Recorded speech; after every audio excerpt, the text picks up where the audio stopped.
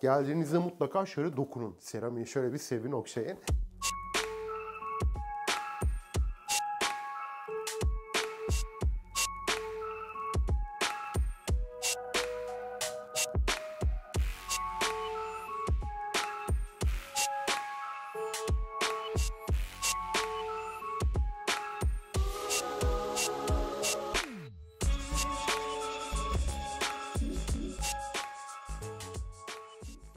Kuşadası Soğucak Mahallesi'nde satılık 370 metrekare arsa içerisinde muhteşem bir villaya geldim.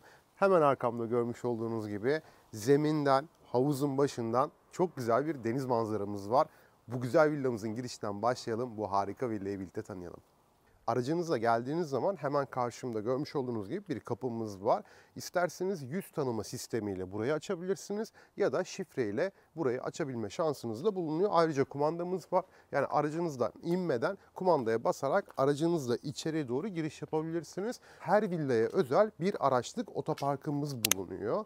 Bu villamız gerçekten çok güzel. İçerisinde kullanılan malzemeler çok güzel, işçilik çok güzel, kalite güzel, manzara çok güzel. Böyle villayı bulmak gerçekten biraz zor olabiliyor. Benim telefon numaramdan arayarak bu evi gelip görebilirsiniz. Burada bir araç otoparkımız var. Ben sizler için aracımı buraya park ettim ve buradan devam ederken şurada bir kablo görüyoruz. Yani elektrikli bir aracınız varsa şarj yapmak için burada altyapılarını bırakmışlar. İleriye dönük, yani herhangi bir yere kırmadan, dökmeden aracınızı burada şarj yapabilirsiniz. Tabii ki artık elektrikli arabalar hayatımıza girdiği için de müteahhitler de bunu düşünüp altyapılarını da bırakıyor. Villamızın bahçesine geldiğim zaman yerde bir drenaj sistemi olduğunu görebiliyorum. Fazla yağmur yağdığı zaman buradan suyu tahliye etmek için bir drenaj yapılmış. Ve bu evimizde tavan tipi klimamız var. Yani ekstradan klima almanıza gerek yok. Burada klimaları da içerisinde ve Daikin marka olarak düşünülmüş. Yani Daikin marka da bayağı pahalı markadır, biliyorsunuz zaten. Ön tarafımıza geldiğimiz zaman bahçemizden çok güzel, harika bir deniz manzaramız var. Tabii ön tarafımız açık olduğu için şu anda full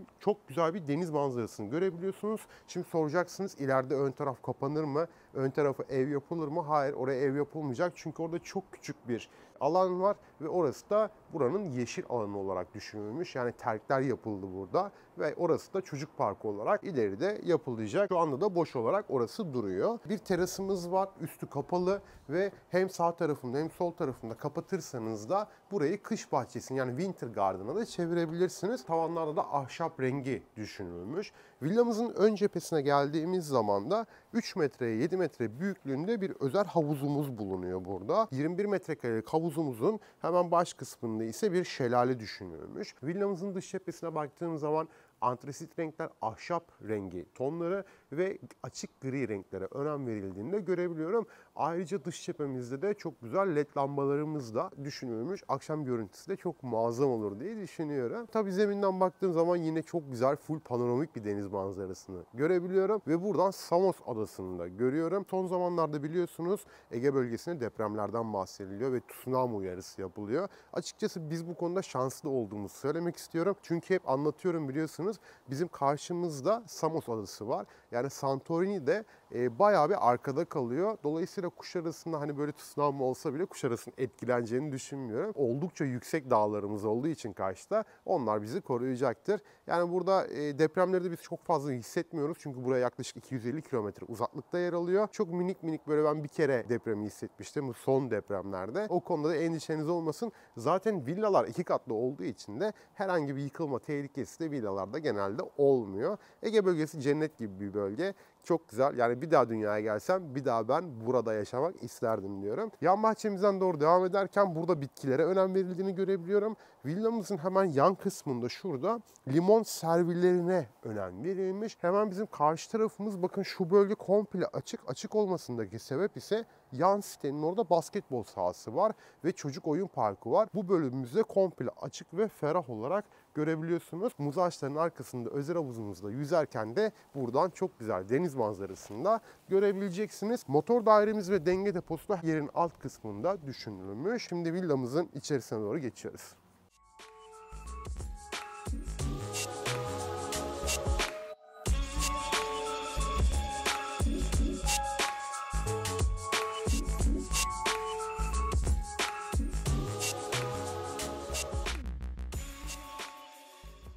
Örnek villamızın tam şu an giriş kapısındayız. Bu villamız toplamda 370 metrekare arsa içerisinde inşa edilmiş. Zemin katta 75 metrekare, üst katta 110 metrekare, yani toplam 185 metrekare kullanım alanımız bulunuyor. Ve burada evimiz eşyalı olduğu için, örnek villa olduğu için, en köşe konumlu ev olduğu için şerefiyesi yüksek bu evin. Zeminden de deniz görüyor.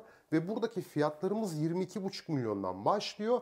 25 milyona kadar devam ediyor. Bu evimizin fiyatı da 25 milyon lira.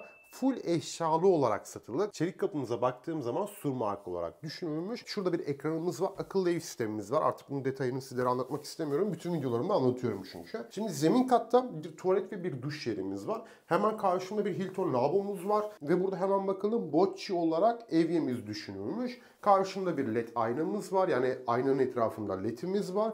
Gömme rezervuarlı burada bir tuvaletimiz Vitra marka olarak düşünülmüş. Siyah çıtalı bir duşakabinimiz var. Niş alanlarımız var. Yani şampuanlarınızı oraya koyabilirsiniz. Ve niş yerin etrafında ve içerisinde de led lambalara önem verildiğini de görebiliyorum. Kapılarımız burada oldukça yüksek burada düşünülmüş. Bakın benim boyum 1.80 ve hemen hemen tavana kadar kapı yükseklikleri devam ediyor. Yani kapıların, tabii yüksek kapıların maliyetleri daha da fazla oluyor, bilginiz olsun. Bir aynamız var. Ceketinizi asabilmeniz için bir portmantomuz da yer almış. Bu da antresit renklerde düşünülmüş. Üst kata çıkan bir merdivenimiz var. Merdiveni separatörle bölmüşler. Şuraya içerisinde de niş yapmışlar. Salonla arasında ayırmak için. Tarafımıza geldiğimiz zaman mutfağımız var. Mutfak gerçekten çok güzel görünüyor. Hemen sizlere mutfağı tanıtmak istiyorum. Cam kapaklı, içerisi cam raflı. İçeceklerinizi koyabilmeniz için böyle görsel bir alan oluşturulmuş. Ve içerisinde led lambaları bulunuyor. Tezgah açık renklerde düşünülmüş. Çok güzel bir deniz manzarasını görebiliyoruz. Ön tarafımızda havuzumuzu, bahçemizi, deniz manzarasını, Samos Adası'nı ve çok güzel gökyüzü manzarasıyla birlikte şehir manzarasını da buradan net olarak gördüğümü ifade etmek istiyorum. Eğer ki bir çocuğunuz varsa burada mutfakta iş yaparken bile çocuğunuz gözünüzün önünde havuzda yüzecektir veya bahçede göreceksiniz. Franke marka olarak düşünülen bir evyemiz beyaz renklerde tercih edilmiş. Yine beyaz renkli bir bataryamız Franke olarak düşünülmüş. Prizimiz var, hemen 2 tane burada, 1 tane burada, 3 tane burada priz konumlandırılmış. Mutfakta priz çok önemli. Panjurları da isterseniz buradan manuel olarak kapatabilirsiniz, tekrar açabilirsiniz. Tabii çekime devam edecek olduğumuz için biz bunları açalım. Şurada tavanlarda led detaylarını da görebiliyorum. Burası biraz yüksek kalmış ama tabii böyle bir basamak, bir merdiven gibi bir şeyle en azından günlük kullanmadığınız, yani hani ara sıra kullandığınız eşyalarınızı da buraya depolayabilirsiniz. Hemen bakalım, asansörleri de Blum marka olarak düşünülmüş. Yani kaliteli ürünler bunlar. Franke'nin bir elektrikli ocağı, üst tarafında davlumbazı yer almış. Şuradaki alanı çok güzel değerlendirmişler. Normalde buralar ölü alan olur. Çok güzel, içerisine de böyle eşyalarınızı koyabilmeniz için camdan bir raf yapılmış ve içerisine yine led lambalara önem verilmiş. Buraya da şöyle cam kapak yapılmış. Çok da güzel olmuş. Ben çok beğendim. Buraya bakalım. Buraya baktığımız zaman evet, burası da gayet güzel görünüyor içerisinde. Yani bol bol saklama alanlarımız var burada. Franke'nin burada fırını ve üzerinde mikrodalgası bulunuyor. Hangi villayı alırsanız alın, bunlar fiyatın içerisinde. Buzdolabımız var burada. Franke marka ve ankastre olarak düşünülmüş. Alt tarafında hemen göstereyim, dondurucusu var. Üst tarafında da normal buzdolabı var. Bu içerisinde değil ama tabii ki bu villayı almak isterseniz burası örnek villa. Buzdolabımız içerisinde. Salona doğru geçerken yemek masası konumlandırılmış ve burada yemeğinizi yerken bile deniz manzarasını izleyebiliyorsunuz. Şimdi havada biraz bu aralar Kuşadası'nda soğudu. Malum Türkiye'nin her yerinde hemen hemen kar yağıyor şu anda. Tabii havalar biraz soğuk olduğu için de böyle odunları da koymuşlar. Çakmağa çakıp böyle şu odunları da yakalım. Biz ısınırken böyle siz de tabii villa turumuza devam edelim, izleyelim birlikte. Odun şöminesinin yanında televizyon ünitesine önem verildiğini görebiliyorum. Dış cephemizde oldukça fazla ledlerimiz vardı. Yine burada led detayları evin içerisinde devam ediyor. Perdeyi açayım sizlere. Çok güzel bir deniz manzarası var. Yani bu deniz manzarasını ben şu perdeyle kapatmak istemem açıkçası.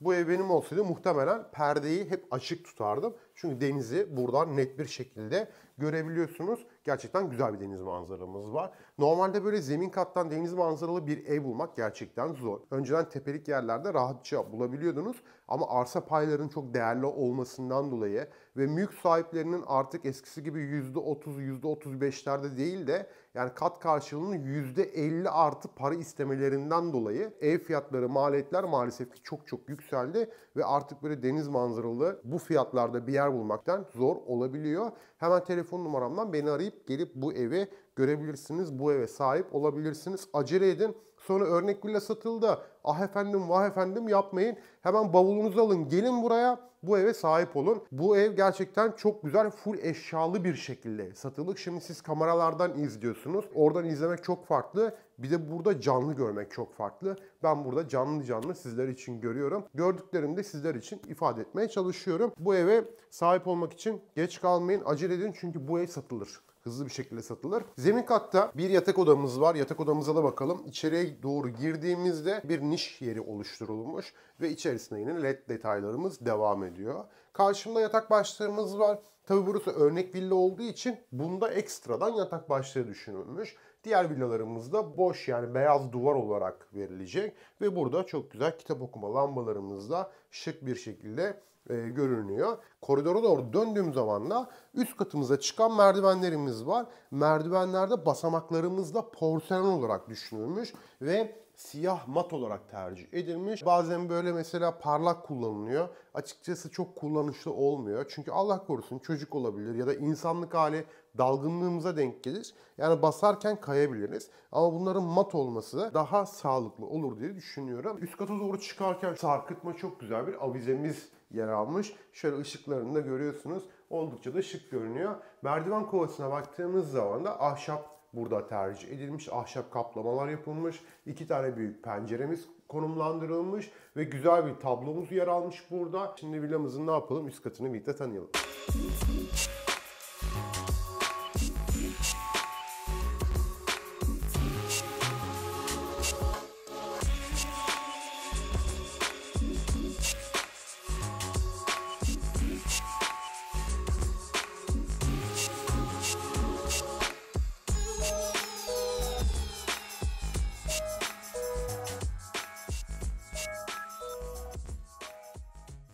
Bu villamızı nasıl buldunuz? Hangi özelliğini beğendiniz? Yorumlarda fikirlerinizi görmek istiyorum. Çünkü bunları söylediğiniz zaman bunları da yeni projelerde uygulanıyor. Müteahhitlere biz de söylüyoruz. Diyoruz ki bakın izleyiciler yani müşteriler diyor ki şu özellikler olsun, bu özellikler iyi değil gibi böyle önerilerde bulunuyor diyoruz. Belki de fikirleriniz yeni projelerde uygulanacak. Fikirlerinizi de yorumlarda görmek istiyorum. Yorumları da ben cevaplıyorum. Fırsat buldukça hep giriyorum, cevaplıyorum. Orada da böyle bazen çok güzel komik böyle yorumlar da oluyor. Güzel dilekleriniz için de hepinize çok ayrı çok teşekkür ederim. Gerçekten iyi ki varsınız. Sizler sayesinde kocaman güzel bir aile olduk.